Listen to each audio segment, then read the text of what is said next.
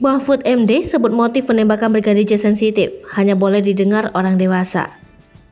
Menteri Koordinator Politik Hukum dan Hak Asasi Manusia, Mahfud MD, menyebut motif pelaku tindak pidana atas kasus Brigadir J bersifat sensitif, sehingga hanya boleh didengar oleh orang dewasa.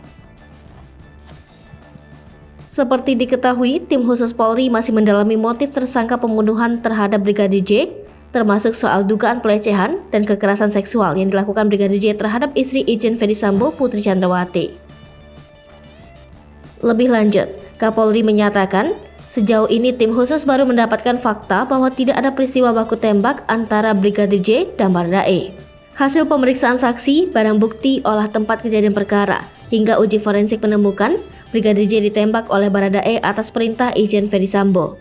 Kapolri menjelaskan, tim dari Barreskrim Polri saat ini masih mendalami motif Irjen Ferdy Sambo memerintahkan anak buahnya untuk menembak Brigadir J. Pendalaman motif penembakan ini juga termasuk apakah memiliki kaitan dengan dugaan pelecehan dan kekerasan yang dilakukan Brigadir J seperti laporan Irjen Ferdy Sambo ke Polres Jakarta Selatan. Hai pemirsa Sri Popo TV, jangan lupa komen, like, dan subscribe, serta tonton terus berita-berita terupdate lainnya ya.